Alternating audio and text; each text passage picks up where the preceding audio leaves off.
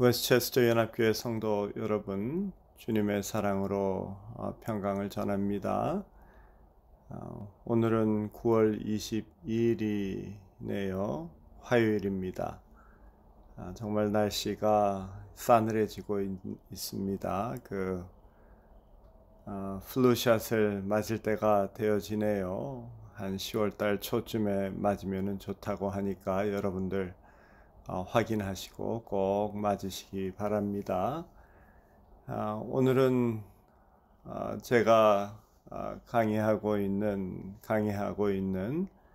그 로마서의 12장 6절부터 8절까지의 말씀 보도록 하겠습니다.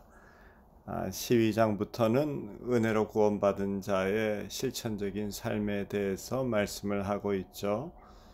하나님이 기뻐하시는 산 제물로 드려지는 삶을 살라는 것입니다. 그리고 그런 마음가짐을 가진 성도들이 모인 교회는 겸손으로 늘 하나 되어지는 데 힘써야 한다. 그것이 가장 중요한 것이다 라고 말씀하신 후에 교회는 예수 그리스도의 몸으로서 몸의 통일성과 그렇지만은 지체가 있으니까 지체로서의 다양성을 유지해야 한다라고 12장 3절부터 5절까지 말씀하셨습니다. 그리고 오늘 말씀에서는 각 지체의 기능에 대해서 말씀을 하죠. 6절의 말씀은 우리에게 주신 은혜대로 받은 은사가 각각 다르니라고 말씀을 하십니다. 다양한 지체가 각각에게 적절한 은사가 주어졌다라는 것이죠. 은사는 직분과 기능을 말하는 것이다 라고 지난번에 말씀을 드렸습니다. 그런데 주어진 직분과 기능들은 그것이 무엇이든 간에 은혜로 받은 것이다 라고 사도 바울은 못 받고 있습니다. 즉 자격이 있어서 또는 능력이 있어서 받은 것이 아니라 또는 교회를 오래 다녔기 때문에 받은 것이 아니라 하나님께서 택하셔서 선물로서 주신 것이다 라는 말씀입니다. 그렇기 때문에 그 은사가 서열을 나타내는 것이 아니고 교회 공동체의 필요를 채우기 위한 기능과 역할을 하는 것이다 라고 말씀을 하고 있는 것이죠. 그래서 그 은사, 즉 직분과 기능을 근거로 해서 자만할 수 없는 이유가 됩니다. 내 자랑이 될 수 없습니다. 이것을 가지고 뿌듯해할 이유가 없는 것이죠. 우리 한국 사회는 유교적인 정신 문화를 가지고 있어서 공동체 의식과 그렇기 때문에 위계 질서를 중요시합니다. 아주 좋은 정신 문화를 내려받은 우수하고 자랑스러운 민족임이 틀림이 없습니다. 그리고 그런 유교적인 정신 문화와 기독교가 잘 접목되어서 복음이 정말 인류 역사상 이렇게 빠르게 전파된 적이 없다고 할 정도로 복음이 빠르게 우리 민족에게 전파가 되었습니다. 분명히 하나님의 역사가 우리의 정신문화를 통해서 이루어진 것이죠. 그런데 우리가 극복해야 하는 부분이 있습니다. 우리 문화는 일반적으로 직분도 기능 이런 것을 역할이라는 관점보다는 그 상하 아래 위의 관점에서 보는 경우가 있죠. 일반적으로 그렇죠.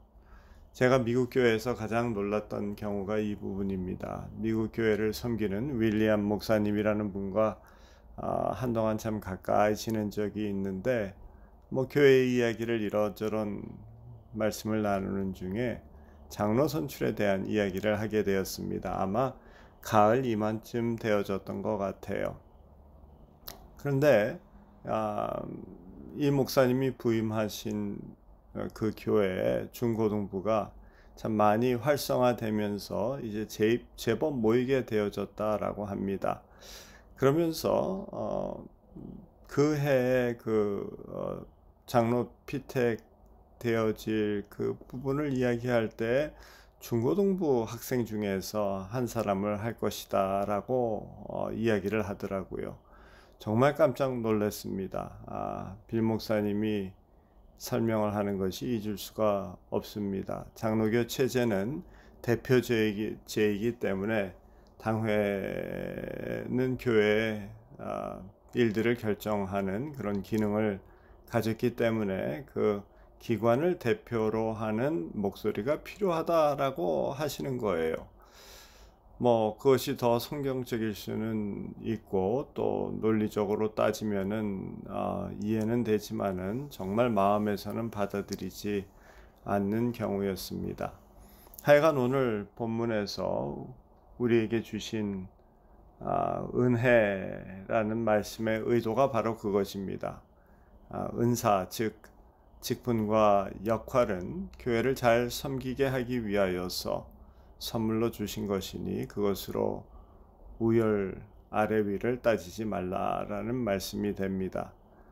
단지 질서 있게 섬기라는 것이 성경의 말씀이죠.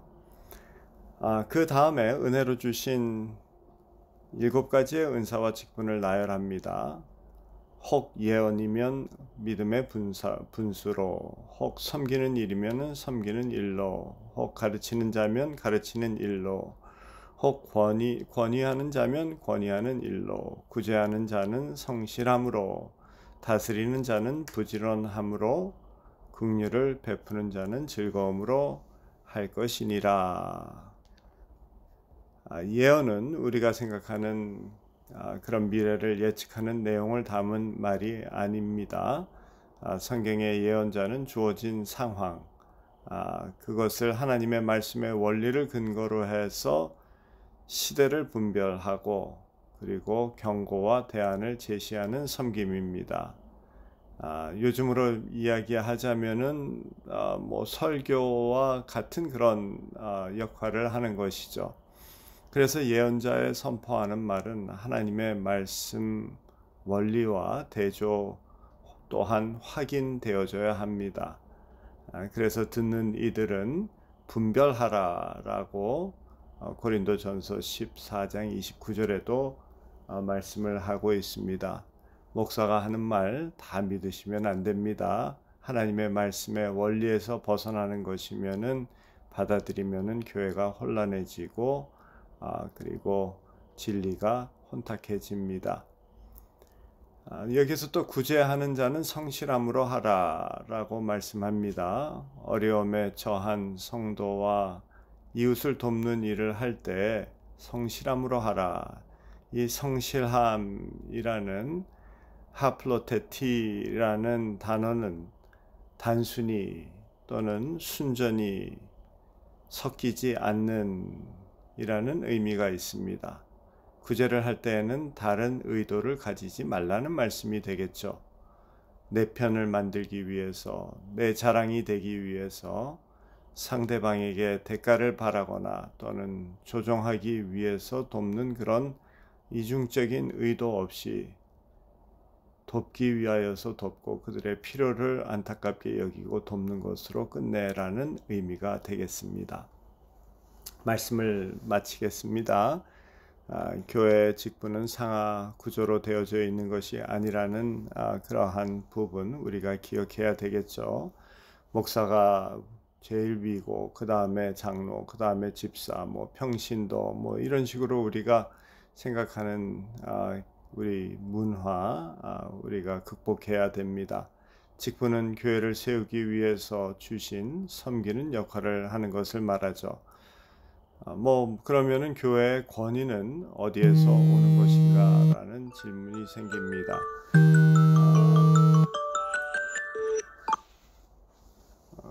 교회의 권위는 직분과 함께 주어지는 것이 아니라 각자가 섬김으로 통해서 얻는 것이죠. 수동형이 뚜렷한 영어로 하면은 이렇습니다. Authority is not given, it is earned 라고 아주 잘 이해되게 표현되어져 있죠. 우리 이 권위라는 것은 얻어야 되는 것이지 그냥 주어지는 것이 아니다. 즉 목사의 직분을 가졌어도 언어 행실에서 목회자답지 못하다면은 그 목사의 직분 때문에 그냥 따르고 그러면서 인정할 수 없다라는 것이죠. 장로의 직분을 가졌어도 함부로 말하고 함부로 행동하고 그것으로 자랑 삼고 허세를 부린다면은 그 사람도 아닌 것이죠. 그러나 직분이 없어도 성도의 아름다운 섬김과 믿음과 헌신을 보인다면은 그런 분이 교회에 있다면은 그분이야말로 인정받아야 되는 것입니다. 왜냐하면은 하나님이 바로 그런 분을 인정하시기 때문입니다. 우리 교회는 하나님을 사랑하고 예수 그리스도의 몸된 교회를 사랑하여서 그 순수한 마음으로 정말 열심으로 섬기는 분이 많은 참 존경스러운 분들이 많은 교회입니다. 정말 감사하죠. 계속해서 그런 교회 사랑으로 하나님 사랑이 동기가 되어서 섬기는 전통을 이어가는 그런 교회를 만들어 나가야 되겠습니다. 오늘 하루도 주의 은혜 가운데서 평안하시고 또 건강하시고 기쁨과 감사를 잃지 아니하는 하루 되시기를 주님의 이름으로 축원합니다. 다 같이 기도드리겠습니다. 사랑의 하나님, 오늘 말씀대로 우리의 삶이 또 우리의 삶에 주어진 모든 것이 은혜임을 기억하게 하시고 그것으로 인하여서 자랑하거나 또는 그것을 나의 능력으로 생각하면서 교만하지 아니하도록 주님 도와주시옵고 그저 모든 것에 감사할 수 있는 저희들 그리고 겸손할 수 있는 저희들 되게 해 주시옵기 원합니다.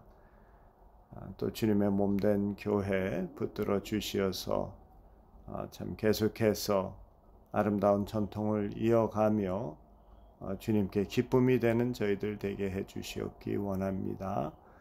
이 하루도 주의 성도들 지켜 보호하여 주시고 주의 은혜 가운데에서 품어 이끌어 주시옵기를 바라고 원하오며 우리 주 예수님의 이름으로 기도드렸사옵나이다. 아멘.